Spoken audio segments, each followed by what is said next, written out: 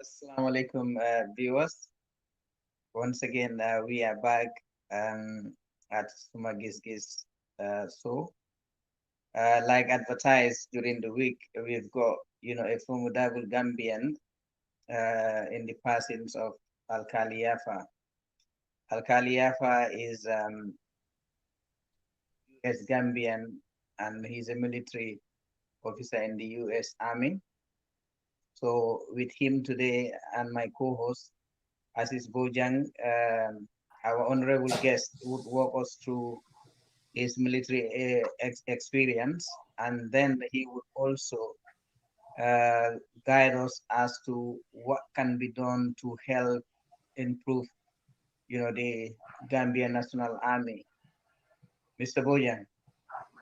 Yeah, thank you so much. And I would like to welcome our guest, Mr. Yaffa. I'm very much excited to read your profile. And I think the experience you're going to bring into this discussion will benefit Gambians at home, especially our security and armed forces. So I just want to say you're most welcome. Thank you. Mr. Yaffa. Yes, sir. Thank you for joining us tonight. So the floor is yours to say hello to our audience. The pleasure is mine. And once again, I want to thank everybody who is online watching us this evening or this afternoon or wherever you might be. Indeed, when it comes to nation building, it requires everybody to chip in. It doesn't require only those people in position to be the only ones spearheading us towards that. But it requires every citizen, every member of the community to chip in and play your part. So using our little experience that we have wherever we are, or whatever we know, to help each other, to understand better, to learn from each other, I think is an opportunity that we can always share with each other to make us better. So to be given that opportunity, that privilege to come here and share that opportunity with you guys, and also to share my little experience that I have with you is indeed a pleasure.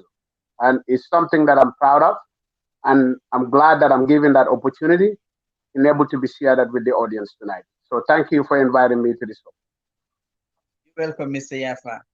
To those who doesn't know who Alkali Yaffa is, and probably who had missed the advertisement I've made on my page that speak a little bit about you, who is Alkali Yaffa? Alkali Yaffa is just a young boy, a little boy from Kiang Masembe. So I moved from Kiang. I only did my primary one there. And I was moved to Banjul by my older brother, who passed away like 2 weeks ago, who was a month or so ago, who is my mentor and everything in life, moved me to Banjul, and I attended St. Mary's Primary School in Banjul. Then from there, I went to Tahir Ahmadiyya High School in Masakonko for my O level. Then I attended my A level at Gambia High School. After A level, I briefly taught at Berending Junior Secondary School as a social and environmental studies teacher, and also as a PE teacher for about only 6 months. Then from there, 1997, September to be exact, I moved to the United States of America. And I was in the United States for a little bit. And then 2004 is when I joined the US Army. This was in the middle of the Iraq War. And it was indeed questionable for a lot of people that were asking me, why is this the time that you choose to join the Army?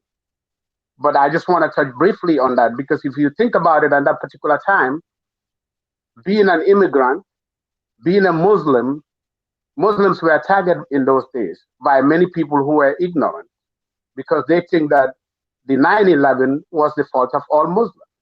So joining the army in those days as a Muslim, when people considered the war to be between Muslims and non-Muslims, was kind of fishy.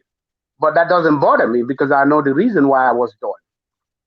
So I joined the army in 2004. Then, like I said, I deployed to Iraq in 2005 to 2007. But the good thing about the army is when you join, the camaraderie and the brotherhood that we have doesn't look at you, at least from my experience, as a Muslim or as an immigrant or as a black guy, but they look at me as a brother and treat me as one. So that was a proud moment for me. And not only that, to add to that, the one thing that makes it even more clearer was there's one picture that I keep with me up to date. I don't want to go too long on this. Is that when we got into Iraq, I carried my brigade colors. That is a special honor for a soldier to be holding the brigade colors while you're entering into a battlefield. As a Muslim, as an immigrant, to be in front of all the soldiers and the only person that would be next to me is the brigade commander carrying that flag was a proud moment for me. And I still keep that picture with me because that means a lot to me, because service means a lot to me. So in a nutshell, I'm married, I have 4 kids, and like I said, I work as a human resources sergeant for the U.S. Army. I have my bachelor's degree in human resources and going to school and finishing. I have 2 classes left to finish my master's in public administration. I also serve in the Gambia community in Minnesota 2 times as the president, as the secretary general, and as the vice president of the Gambian Association of Minnesota. So in a nutshell, that's Alkali Yaffa. That's a great resume. And before we get into the discussion proper, please accept my condolence for the loss of your brother and mentor. May his soul rest in perfect peace. Amen. From what you said, it's like, is it? Am I right to suggest perhaps one day you would have your eyes on the national prize? Well, no, I think that's something far-fetched. What is important is service to the people. And if we can all agree on that, and if we can all look at that as something that is integral or very important in our life, as each individual or every individual citizen need to provide wherever you are, in whatever community you are in, providing service to them. You don't have to be in a position of responsibility or leadership. But as long as you are willing and ready to provide your service to that community, that's what matters. You know, the leadership or whatever else will fall in place when that time comes. But there is no requirement or to say that you have to wait until you get to a certain position to provide and to give that service to the people. And that's what I believe in. No matter what stage I am at, I'm ready to give service to wherever I am, to whichever community I'm part of. And I think that's the most important part for me for now. Okay, as a career military officer, if that answers your question. That matter. Most often we hear Gambians say the Gambia doesn't need an army. We need to disband the army. What do you say to those people?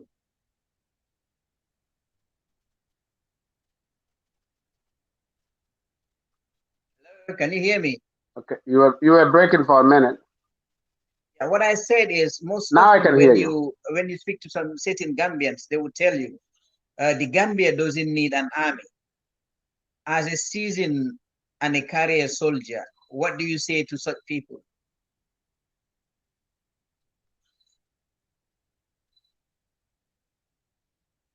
Mr. Bojang, can you hear me?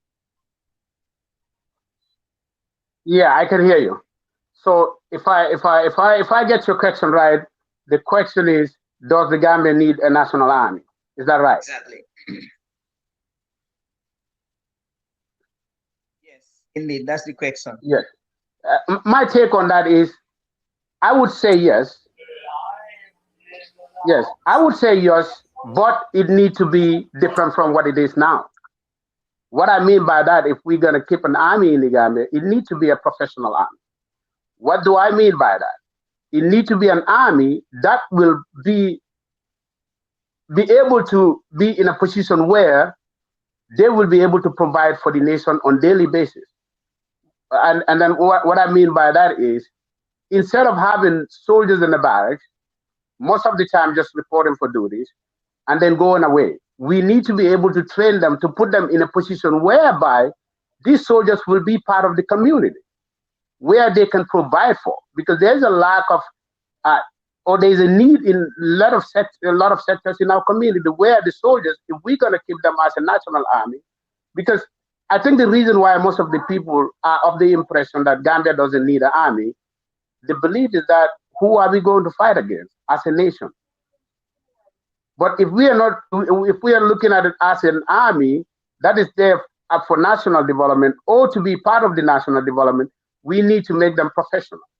And to make them professional, what we need to do is every soldier that come into the Gambian National Army need to have an occupational specialization.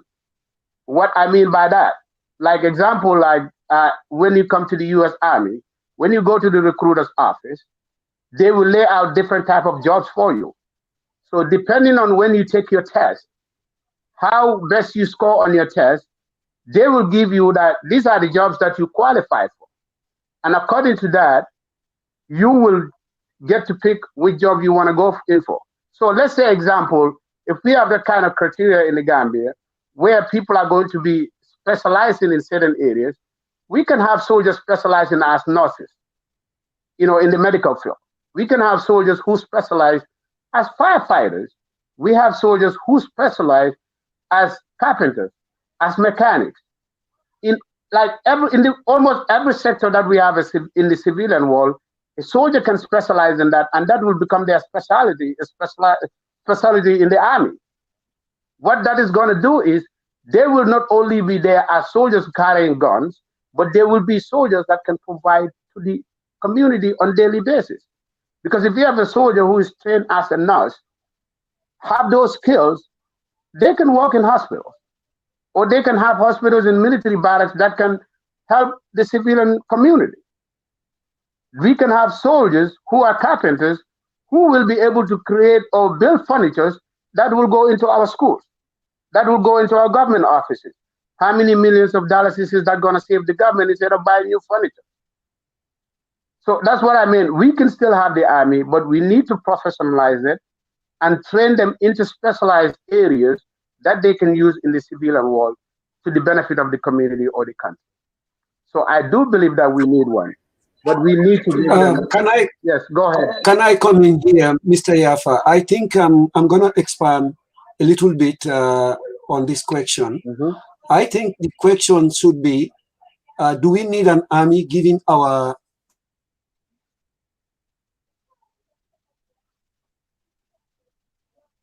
Check your mic, Bojang, please. Mr. Bojang, you're breaking up.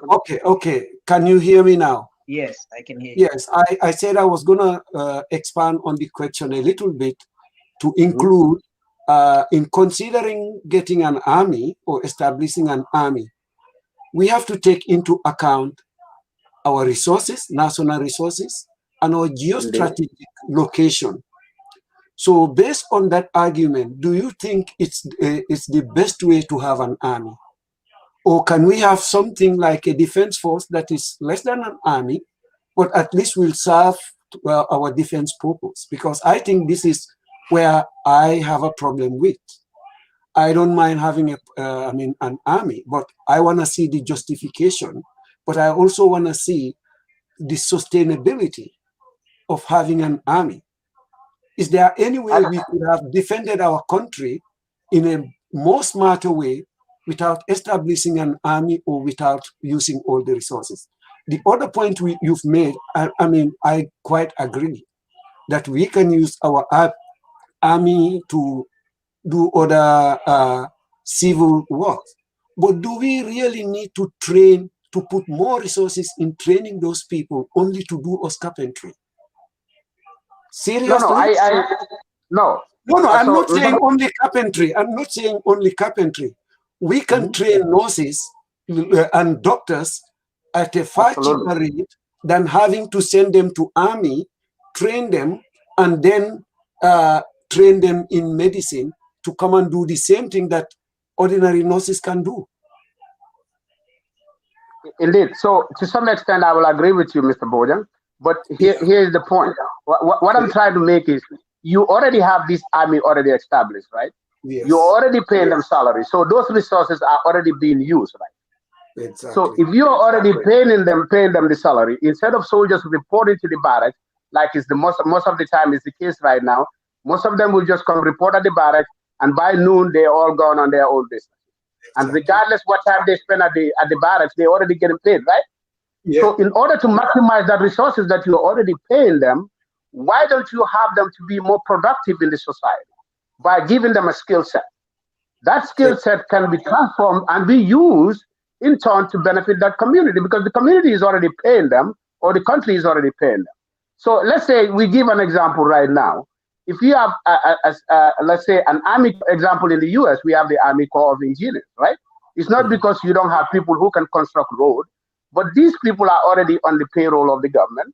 The government use them to build bridges. Exactly. They build dams. So because they are already being paid, so it's going to cost you less as a government for them to build a bridge for you, or build a road for you, or go to let's say, travel to Lower River Division and conduct clinics, like give injections and stuff like that, daily clinics for women. Is going to cost you less than mobilizing a whole, let's say, some other nurses that are already needed in the hospital. Because you already paying them, all you have to do is just the logistics to get them there and provide them the resources they need. Mr. Yaffa, to add on, yes. to add on to what you've just said, Mr. Bojang, there was a time I was invited by Kerfatu. I think it's called the brunch show.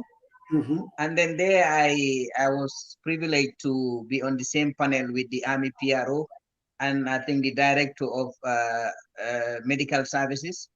So what I've learned from the PRO and the director of health during that discussion was, we are in a pandemic period wherein the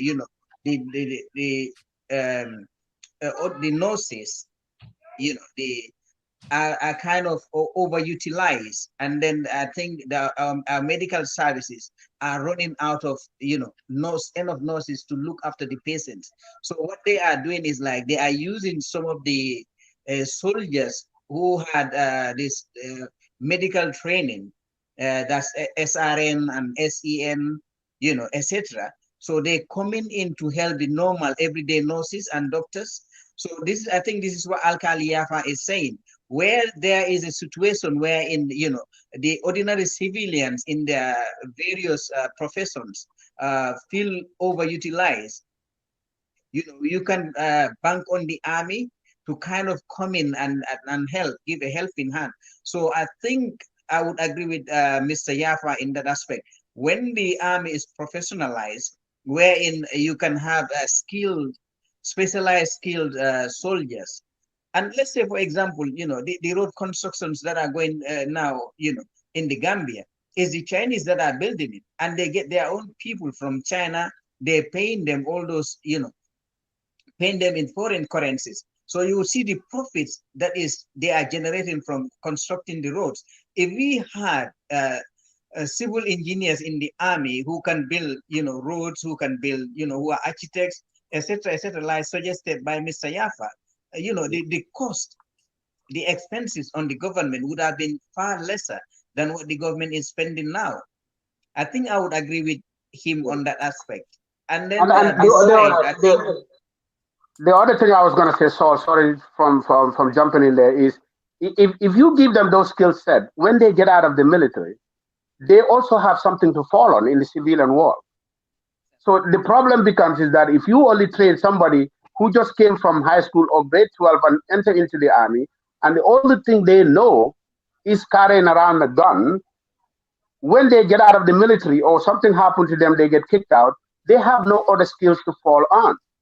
Yeah, but now, if senior police officers retire and the senior soldiers retire, the only job that they can do is security services. No, I got it. Watchmen.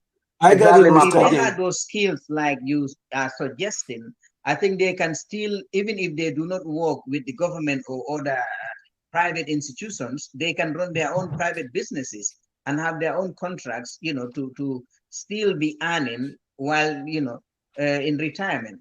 Mr. Bojang, what do you say? Yes, I think all of you have answered the question adequately. We were talking from two different perspectives. I was talking from the beginning. Financial justification. Not only that, but from the beginning, did we really need an army? And I think what Alkali is talking about is we now have an army, whether we need it or not, we now have it. How can we make it relevant? And I quite agree in that aspect. And the other thing is professionalization. I know we are all excited about seeing our army building roads. I don't think they're still there yet because they don't have the capabilities. And that has to be, yes. So we cannot politicize that. Today, if we are going to give them to do that, the efficiency, it will be waste. It will be inefficient in terms of the resources that they will pump in to get a good result will be more than what a professional contractor would have done. Hopefully, in the long run, they will be able to do that. So I wanted that to emphasize that point. Indeed. But so I think to also make this more effective is there have to be some kind of requirement to join the army. Exactly. Like there have to be some standard set, either the police or the army or the security forces. You have to meet at least certain requirements. It's not because if you're strong, you look good, you can run fast, that makes you a soldier. You know, there have to be some kind of requirements, Mr. Yaffa. Well, let's give an example of because I'm in the US. That's a little bit I know. There's what is called an ASVAB test. So everybody that comes into the army, you take the ASVAB test. So depending on your ASVAB test, the recruiter will recommend to you what jobs you qualify for. All right. So depending on your scores, you could be an infantry guy. You can be a medical guy or whatever you are. So, but we said there's at least a certain number of scores you have to have. If you score below certain points, they will just tell you, thank you for volunteering, but we don't have room for you. You know, so if everybody that comes into the Gambia Army have an exam they have to take across the board, because that way you cannot say that I'm discriminated against or somebody is giving somebody else a table to get them into the police or the army, because everybody has to take the test. And when you take the test, it's in an open area where everybody is sitting there on the computer. You take the test, it pulls out your score. That way, because my uncle is a captain, that doesn't just make me, you know, then when they are doing intake, I just come and my uncle just put me in without by going through the back door. So there have to be a standard that will be set that will be required of everybody. That what that criteria is going to be, that's going to depend on the Gambia Army or the security sector to say these are the minimum requirements we're going to need for somebody to come in. But don't just say because you have high school, you qualify. Let everybody go through that test. And depending on what they score in that test, you can put them in different categories. Because somebody who can be a nurse or a medical guy in the army, their IQ or their score have to be different from somebody who can be an infantry guy. Mr. Yaffa, but when you are speaking from an ideal situation, like from the American perspective. Let's come back home and to the realities on the ground. Yes, we know the type of security services we have in our country. Okay, now if you were made the Minister of Defense, what first two things would you initiate to kind of professionalize the Gambia National Army? So the first thing that the first thing that you need to do is accountability. One thing I think that we lack of, maybe they know, because one thing you have to know, everybody that is putting on the uniform in whatever unit or whatever battalion they fall under, you do your accountability. So depending on that. Are you talking about head counting or accountability in terms of financial management? Because not only knowing how many number of soldiers you have, but what caliber of soldiers you have, what is the requirements that you need them for? Because like right now, I cannot just go in there and say, okay, I got 3,000 soldiers. This is what, depending on what the mission of the army, which need to be defined, number one, by our parliament. So depending on what the structure or the mission of the army is at that particular point, then I'm going to decide how many soldiers I need. That's the first thing you need to know. Like how many, because right now, the number of soldiers do we have, do we need all those people to be in uniform? That's a good question you need to answer. Once you answer that question, and you know exactly what your mission is, then you have to figure out what resources you need. Depending on the mission too, you need to know what training requirements you need to meet in order to meet that whatever task you are given. You know, so because right now, go ahead. Yeah, you've just mentioned one, which is head count. What's the second initiative you would do? Would be, I would want a clear definition of the mission of the army from the president and also from the parliament. Because right now, sometimes if you look at Gambia or most of our African countries, what the army is doing sometimes collide with what the police do. Because there's instant when we see soldiers trying to arrest people. Is that the job of the soldiers? So those are things you need to a clear-cut mission from the leadership, whoever is in charge at that particular time, because that's going to determine on that aspect what you can do. No clear definition for the army. I am of the opinion that the army was established by an act of parliament, and that act of parliament clearly defines the role of the army. What happened over the past 22 years is we have seen the executive interfering, with the security services responsibility, and also knocking the heads of the security services against one another. For example, the army against the police against the NIA, etc. That has been for so long that at some points both of them seems to be interlapping in the execution of their responsibilities. Do you share the same view with me, or you agree with Mr. Yaffa? They are doing it. Yes, indeed. Yeah. Check your mic, please. Yeah, we can I agree with yes, I agree with Mr. Yaffa that the role of the army should be clearly defined, and it was not. In fact, the establishment of the Gambia Armed Forces was rushed through without proper thinking.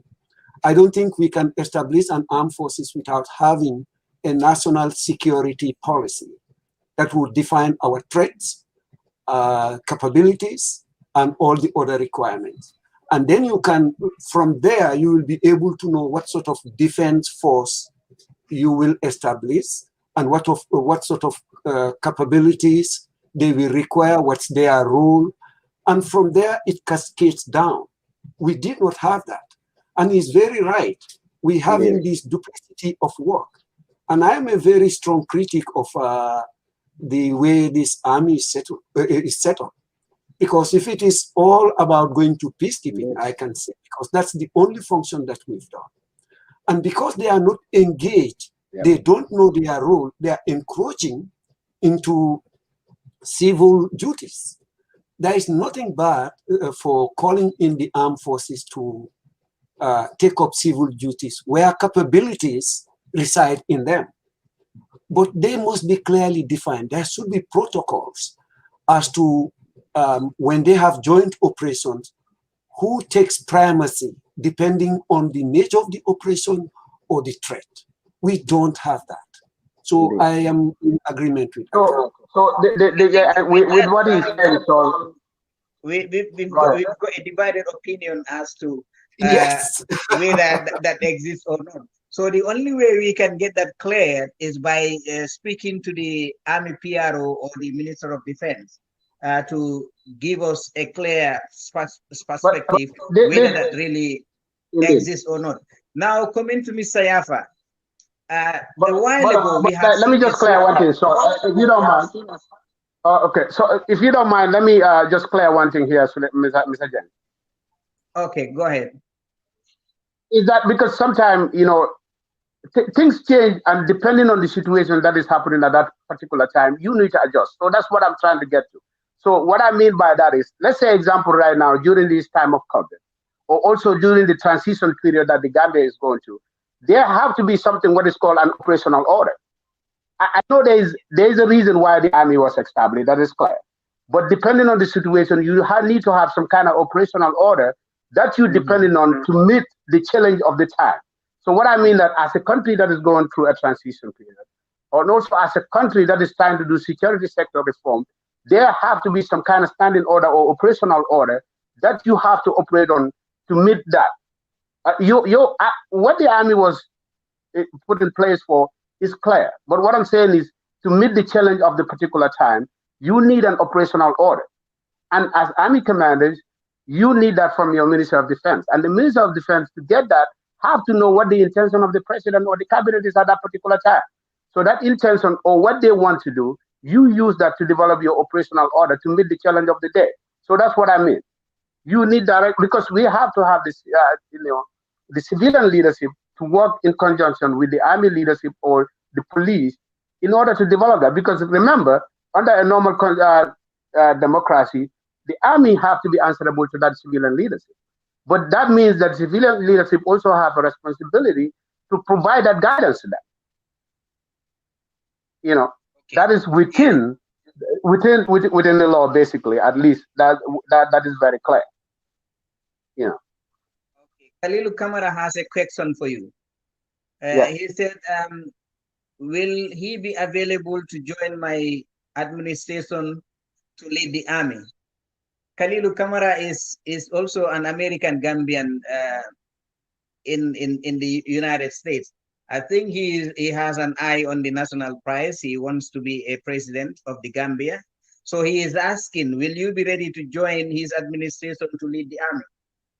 Well, the obstacle to that is the Gambian constitution, whatever that says. Number one, right now, I'm a U.S. citizen. So maybe that already disqualified me. And also on top of that, at my age right now, I think this is the issue that I also have with the Gambian.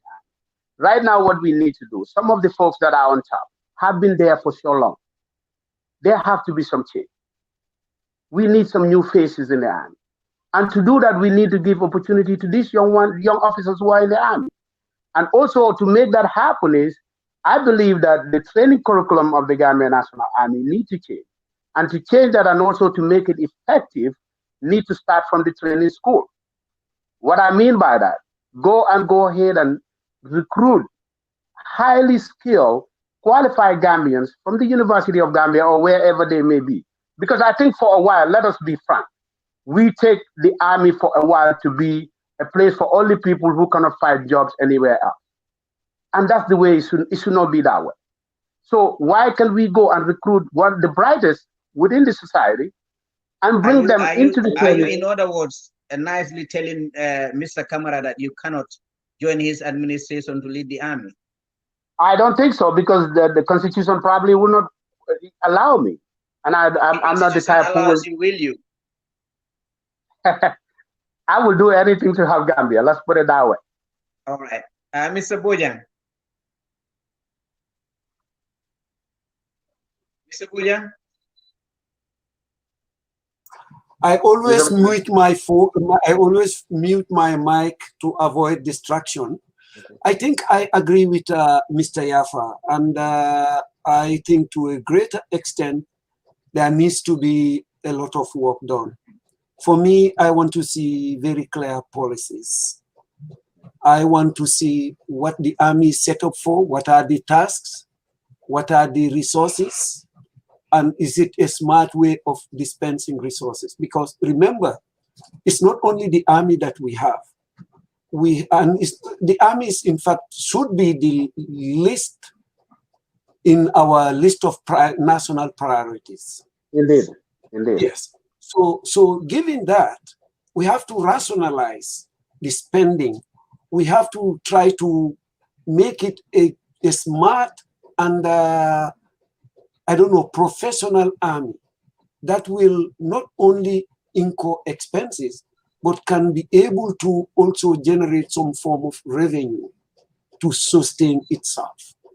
And the danger is when you create an establishment like this, men with guns, and you don't engage them, they become idle, and this is where discontentment starts to come in.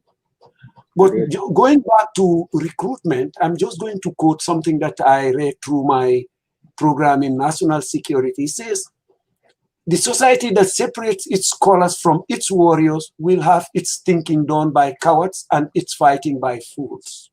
And this is where I agree with you more, that we need intellectuals to join the army. We need to set the bar very high. Indeed. Okay, talking about discontentment. Talking about discontentment, this reminds me of the question I wanted to ask earlier. Some time ago, we have seen, a soldier in uniform, in a vehicle with civilians, and he was drinking alcohol. It went viral on the social media, and there was a divided opinion as to what was to be done with him. A lot of other people said he should have been fired, he should be disciplined, and others came back to say, no, hold on a minute. Perhaps this man has issues with his, mental health. You need to find out what his problem is, and then, take things up from there. Mr. Yaffa, is that a common view in the American army? No, and Mr. Jeng, if you remember, myself and you did have this discussion when this thing happened. So this is the issue here. When things happen, we jump on there and start criticizing and start talking about it. But this guy is part of the Gambia National Army. What are the programs available to them when it comes to substance abuse, when it comes to alcohol, alcoholism, or something like that? Did we ever ask that question? That did the army have any program when it comes to mental issues or anything psychological that is available to these soldiers to help them? We never asked those questions. And to see, I'm not condoning what the guy do, because being in uniform at that particular time, you are representing an organization. You are representing the Gambia National Army. You are the face of the Gambia National Army in that vehicle. So whatever you do, your mannerism and your behavior will be taken as something condoned by the army. I'm not condoning what he did. But like you are saying, there might be some underlying factors that need to be looked at. But when we look at those underlying factors, is there any help available for this guy? Like when we talk about it, one thing that we have in the U.S. Army is in every unit, no matter how big, small it is, you have a unit prevention leader, which I am one of. What you do is, in that case, is we do random drug tests every month, and nobody knows who is going to be on that list. And when you do that random drug test, even the commander doesn't know the list until the last minute. So when then you call everybody after information, nobody leaves. Once the commander starts reading that, nobody leaves until the list is complete. So they do that randomly to make sure that people, because what is more dangerous than having somebody with a gun who is not in the right frame of mind? That's a recipe for disaster. Or somebody who is drunk, somebody who is high on drugs. So, but what are we doing to avoid that? And so I'm just going to bring a conversation that I have with a soldier in Ghana. What he told me was that they teased them and told them those of them that usually don't smoke or drink, if they get in the battlefield, they're going to freeze. Because what is going to happen is, because they don't have anything helping them. When I hear that, it scared the hell out of me. Excuse my language. Because if you're telling me that somebody needs to be high in order to function, or somebody needs to be drunk in order to be function, that's scary. Because that guy could easily do a friendly fire. But let's get back to the point. What is the resources available to make sure this kind of incident doesn't happen? Is there any education that they do on a yearly basis to those soldiers? To tell them how they're supposed to behave? Yeah, I hear that. And I think I agree with him. I don't think I have any idea what they have available at their level, but it's quite dangerous. And like he said, we should not just jump to, let's fire this person, but let's look at what are the challenges, how can we help them? But also for us as a society, we should start asking these questions. What are the resources available at the level of the army? So I quite agree with you. Indeed. Because do we have some psychologists? Mr. Yaffa, yes. You said every citizen should chip in in the national development. Indeed. As a citizen and a seasoned military officer in the American Army, did you at any point in time make an attempt to meet, the admin of the Gambia National Army to see where you can come in to help as a citizen?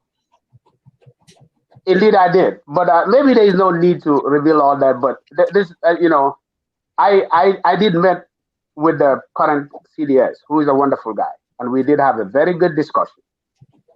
But I visited him as a citizen and just talked to him as a brother, and did talk to him about some of the ideas that I think would make sense.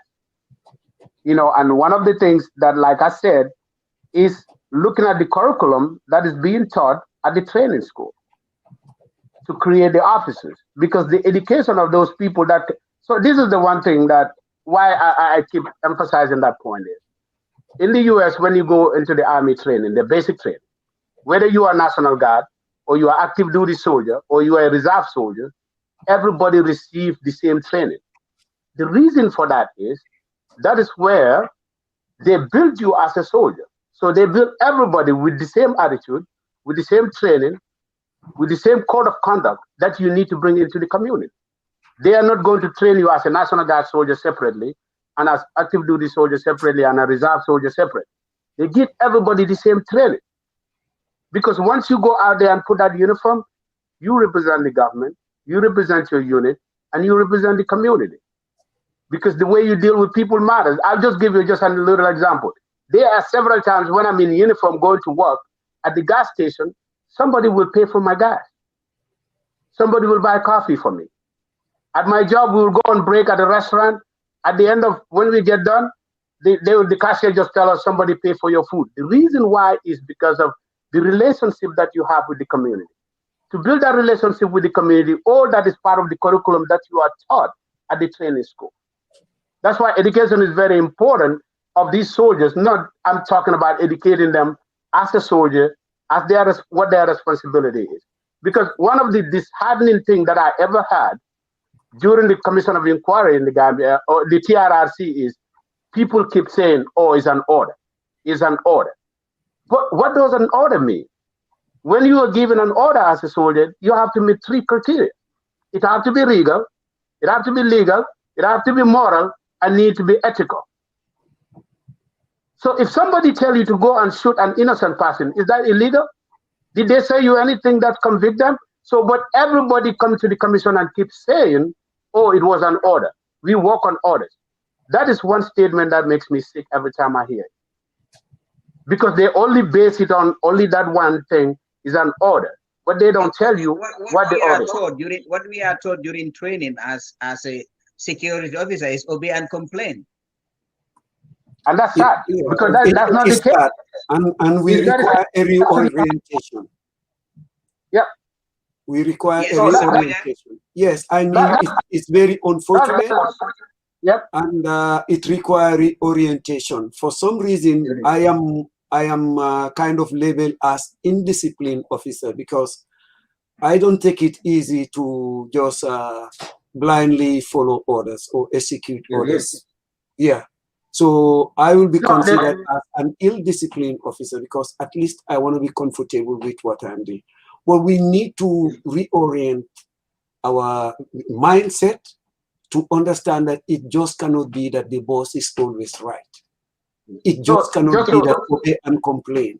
It's not right. Just to jump in there, Sulayman, like Mr. Bojang is saying, reorientation. The reason why I'm following up with why that is so important. In the US, for us here, from the 4-star general all the way to the private first class, every year there's a certain number of trainings that everybody have to go through, no matter how many times you do it. Everybody have to sit through those trainings. It doesn't mean that you don't know them, but it's just to keep it fresh in your mind that there are certain things that are not acceptable, that there are certain things that you don't do, including the Geneva Convention and all the other stuff. Every year, there are a set of trainings that everybody have to go through, no matter what your rank is, no matter what your position is. So that's very important. This is where Aziz Bojang's point comes in. Yes. About the sustainability of such, yes, an army. Financially, what you're talking about is like e-learning. We have there is no capacity. No, but Mr. You can bring people in there. Mr. Yaffa, just give me a chance. I don't want to sound like I'm ganging up with Mr. Yaffa against you, but the irony here, and I have lived that experience and I've complained about it. Just take, I'm giving you an example. If CRC, the International Red Cross, were to give human rights training to the Gambia police force, the entire management, you know what happens? The IGP, the top brass will just come to deliver a statement and leave as if they have graduated from that. Exactly. Yes, that training. And they're the ones that should be influencing that change. So if they are not part of it and they are not reoriented, how do you think we will achieve a change? This is the exact attitude, and it's not only even limited to the police or security forces. Indeed. Up to the politicians, you will come with a policy, they will come and just make a very beautiful opening remark. We like this training, it will help build our capacity, and they pack and go. Indeed. And you expect them to implement that. So, my question now is, what do you say to the Barrow leadership about people complaining that some of these junglers or people who have been adversely mentioned in the TRRC are still in uniform, and some of these junglers are walking our streets? Indeed, what a sad situation. Because at least if these people are accused of something, at least give people the benefit of the doubt, but at least suspending them until that investigation is over. But having them in our midst, in uniform, I think personally is an insult to the Gambian citizens, especially how adversely some of these people have been mentioned. Like, I'm not saying just... What do you think the military consequences of leaving such people within the army or in the street would be as a seasoned officer? So, in that case, what are you telling the other ones? That it's okay to do wrong, and it's okay to do the wrong things, and you will still be welcome into this army. Make an example of them, that this is not something that is acceptable. This is not what we are about. Because number one, think about it, no matter who you are or what your rank is, the armed forces, the police force, the fire department, one thing we have in common is service. What does that mean? You serve the people. So you cannot be there harming those people, threatening those people, torturing them, and still walk scot-free.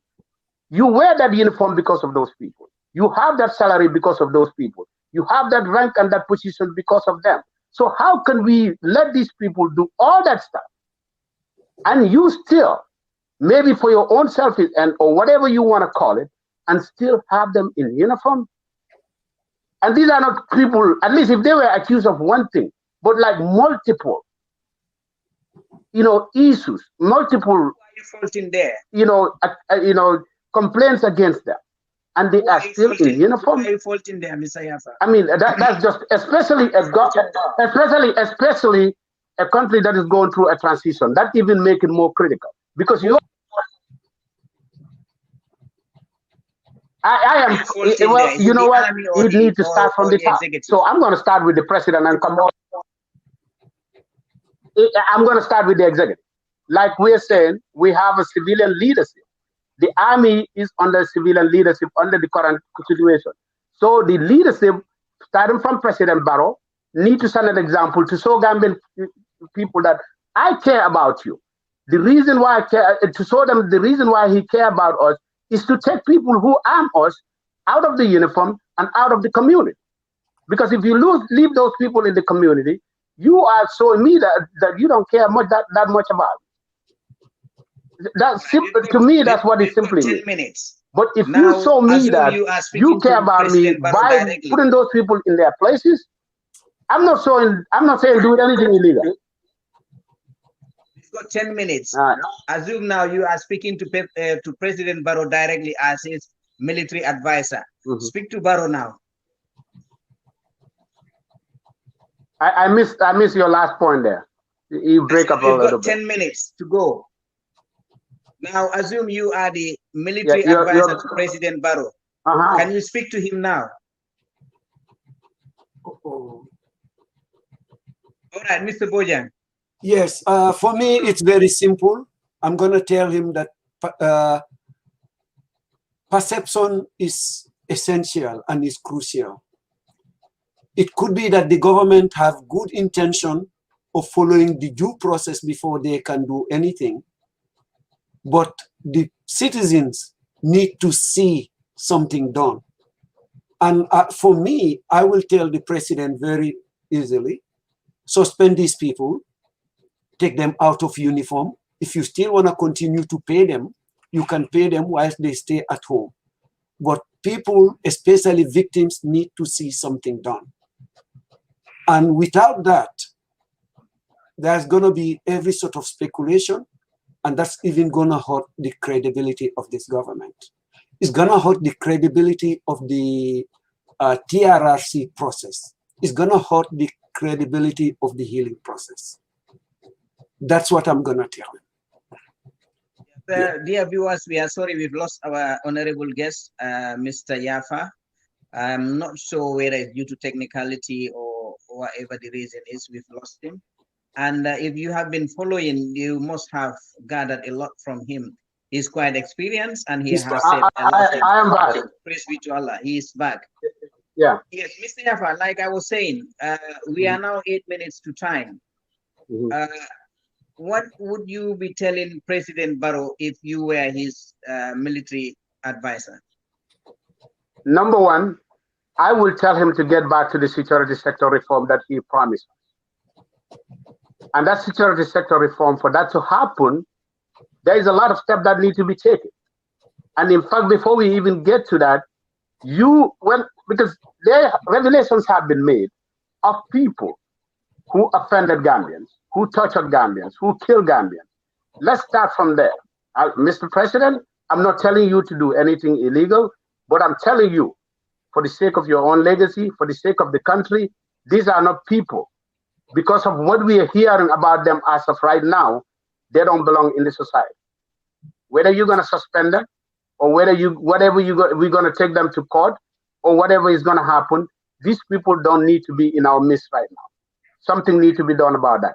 And to follow up on that security sector reform, don't wait until the whole policy is complete.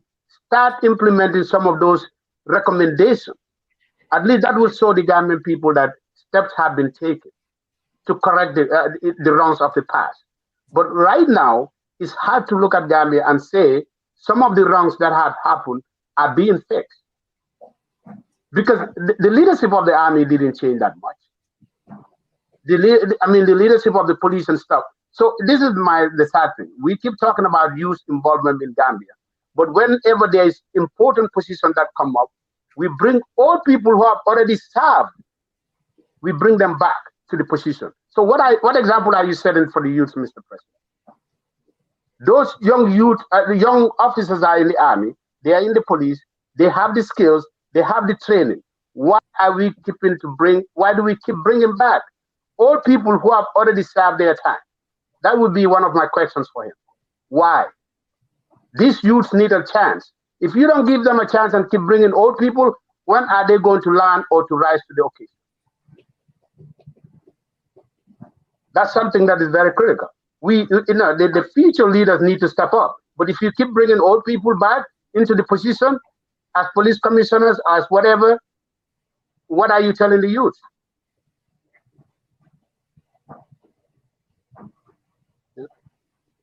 Can you hear me? Yeah, I can hear you loud and clear. Like my camera is frozen. Now you are speaking to Barrow as his advisor, military advisor.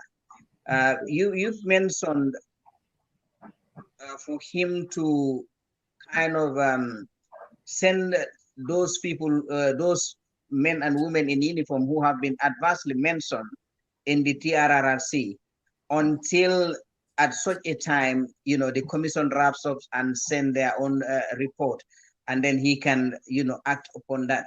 But apart from only those people, and then going back to the security sector reform and implementing it, what other things do you have to tell him to guide him? Now, what I want you is to guide him step by step into how to reform the army as a seasoned soldier. Number one, this to some extent a point that I will agree with Mr. Bojang. The Gambia army, I think, is totally convoluted. I think it needs to be downsized because we don't need that many people in uniform in Gambia. Because if you look at Gambia right now, there's so many people in uniform between the police, the prison, the army. It's just, I think, it's overwhelmed. The first thing I will tell him, we need to downsize. And the way we're going to do that is to make sure that we give a fair, a level playing field to everybody, is set up a standard exam that everybody will go through. That way you don't say that, you know, when they reduce the numbers, it was done on tribal basis. It was done on any other basis. That everybody in the army will sit through that exam. Depending on what your score is going to determine whether you stay or go. That way, it is a fair process. Downsize the army, make it professional, and do it in a fair way. To do it in a fair way, set a standard that everybody will go through, no matter what their position is. If they cannot meet that standard, they don't belong there. They need to go find a different job. And like we already talked about President. Yeah. What's that? I said thank you very much for that good advice to President. The only thing I'm going to add to that, Sulayman, sorry, is, you know, let the army understand that they have a civilian leadership, right? The civilian leadership is supposed to guide them. But also, he has to make sure that he builds that relationship with them, a working relationship, a healthy working relationship for the benefit of the Gambia. Don't just go back to where we used to be. Use the army only when you need them. Have them there as a very important instrument of our development. That knowing that you need to work with them, they need to work with you. Don't use them as a tool. Use them as a department or as part of the community that is required for that national development to go to the next level. And understand that, Mr. President, the army is not yours, it's for the Gambia. And the army also need to understand that they are not there for an individual, but they are for a nation. Those are very important. Thank you very much, Mr. Yaffa. Before you bid farewell to our audience, let's hear from Mr. Bojang what he has to tell people as a way of saying goodbye from the show tonight. Mr. Bojang. I think I'm very much delighted that we have such a wonderful guest, and he's really, really nailed it down for me. I want to thank him so much. I want to also encourage listeners to follow this program, but also to contribute. I want to thank this other guy. What's his name? He just posted something. Yes, Khalilu Kamara, for keenly following this program. I hope that we'll have another day that will bring Mr. Yaffa and some other people into this. I also want to look at expanding this discussion beyond only people in uniform, because security and national security itself is not all about people in uniform. It is a multi-stakeholder enterprise, and like he keep emphasizing, civilian authority have a stake in it. So thank you so much, Mr. Yaffa. Thank you, Mr. Bojang. I think next week, next Sunday, inshallah, on the 4th of October, we'll be having Khalilu Kamara as our guest on the show. And the following Sunday, I think that would be the 11th of October, we would be having the and woman of substance, the CEO and founder of Fatu Network, Fatu Kamara. She would be our guest. So I hope you are ready for her, Mr. Bojang. Oh yes, oh yes. I am ready. I have a critical lens. Thank you so much for honoring our invitation today. Like Mr. Bojang said, you are really, you know, a source of knowledge, a source of information, and a wealth of experience for the Gambia National Army to tap on. Like you said, you've spoken to the CDS. I hope it will come back to you and then see how best both of you can work together to help improve the Army. To our dear audience, I say thank you so much for being with us through this 1 hour journey. And I hope you've gathered a lot from Mr. Yaffa, who has been very informative and very generous in sharing his experiences with us tonight. And thank you so much. Until next Sunday, from myself, Mr. Bojang, and Yaffa, we say thank you and goodbye. Yeah, he wants to say something. I just have an information. I just want to share something with you quickly. One thing is what we need to understand as Gambians, we don't have to always agree on all issues, but we can still work together. And if you know, myself and Sulayman, if you look online, we are always on the opposite side and we are fighting. Which is very important. You know, and that's okay. That's what our leadership also need to understand. Exactly. That you don't have to be on the same side with people to work with them. Exactly. And it's not wrong. And it's not wrong to take somebody's idea from the opposite side as long as it's beneficial. Exactly. That's important. But on that note, I want to tell you, there are a few people I interact on the social media. We don't see eye to eye when it comes to politics, but I've got great respect for them for the simple fact that even though we disagree, but most of the time our disagreement is purely centered on the issue. Is purely centered on the discourse. For example, people like Kramba Toure, people like Pata PJ, people like MB Krubali, people like you. It's like most of the time we argue, and I'm like Kamara. We argue on, you know, certain things that I say or certain things that I write about, but we tend to discourse and then share ideas. That is what is called persuasive politics. Yeah, you know, you discourse, you know, on the main issue. You discuss on the idea, and that way both of you get something from one another.